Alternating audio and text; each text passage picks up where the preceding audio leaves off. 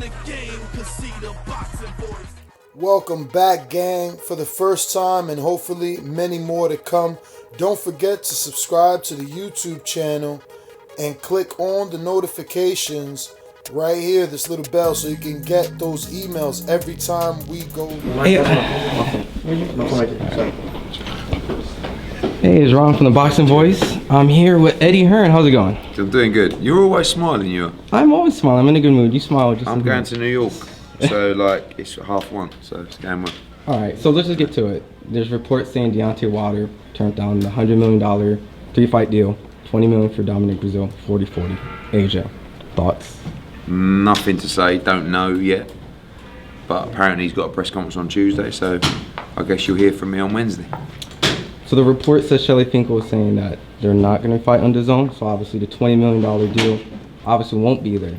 So what would it take to get Deontay Wilder to come over to DAZN? I don't know. A miracle. A miracle. Yeah. I don't know. I mean, I don't know if they're announcing their boxing on Showtime, if it's a multi-fight deal. I don't know really until that comes out. But you know, I'm glad people are starting to see the truth, and you know, we'll see. We'll let that unfold.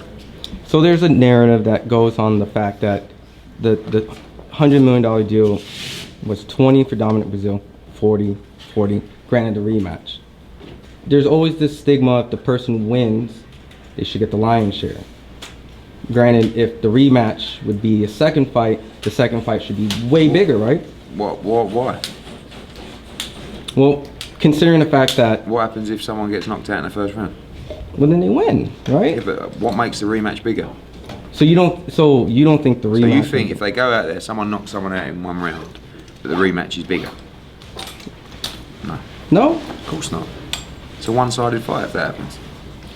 Okay, I can see that perspective. But I guess it's more about guaranteed money. I guess it's the concept. You're overpaying for the second fight. You're overpaying for the first fight. So, you know, but there's no. You get the concept, right? Like there's like I won. It wasn't. It wasn't. If they reject it, it's not about the third fight. It's just that they don't want to do it. So it's not. There was no negotiation. So just say, Eddie, what do you think the reason is like? Because everyone's like, that's a lot of money, right? That's a lot of money. I don't think the people around him want him to fight Anthony Joshua. Why is that? Because I think they think he might get beat, and I think they don't particularly like us. They don't want to give Joshua all the power in the sport of boxing.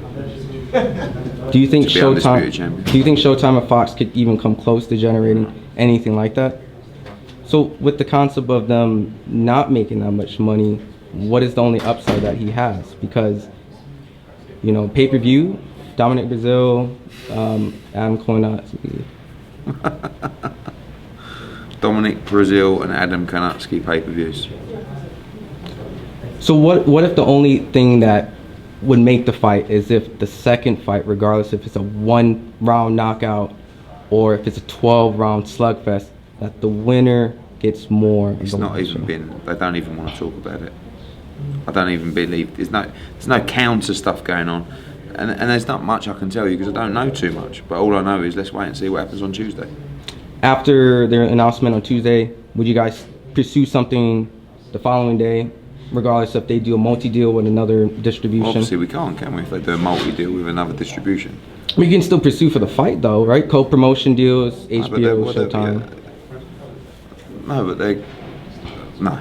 I mean, if they sign a multi-fight deal, it's clear they don't want to fight. So then it's just done? Just undisputed is no more? I thought that was the plan. So what does AJ go then? Does he go for the lineal title with Tyson Fury? Quite possibly. Really? Yeah. Oh, wow. So then he's with ESPN, so how does that work? Because I believe ESPN and DAZN could come to an agreement. You guys had a couple agreements back and forth. Yeah. Has any ESPN fights get on, or any ESPN fighters get on DAZN? I know a lot of DAZN and Matchroom boxers have been on ESPN. A couple of smaller guys. None of their flagship guys yet. Okay. What would it take? Purse bids, deep negotiations, 50-50, because Tyson Fury's obviously said they want 50-50 for the fight. They don't have a belt. Yeah. How does that work? Who knows? How does any of it work? It's all madness. How do you sleep? Like you look so tired. I don't sleep too much, but there's no point talking. I mean, like, I know you want to talk about it, but we're going around in circles. Like, not just in this interview, but also in the negotiations. So it's what if this and what if this happens and what if this happens. Well, so I was just saying, after they do the Tuesday announcement, maybe one more final attempt. The fans want to see it. I want to see it. You know, I'm sure you want to see it. Just the curiosity of just knowing that there's a chance this fight can happen. If we just depends what's announced on Tuesday. Don't know what else to tell you. Got it. Well, lastly, Devin Haney news. Is it Dazn that's going after him? Is it Matchroom Box going after him? It's the same thing, but well, no. I mean, Matchroom Boxing's like UK, right? Well, Matchroom Boxing USA. Oh yeah. Yeah. Listen, we'd love to get Devin. You know, I think he's going to be in big fights in the lightweight division.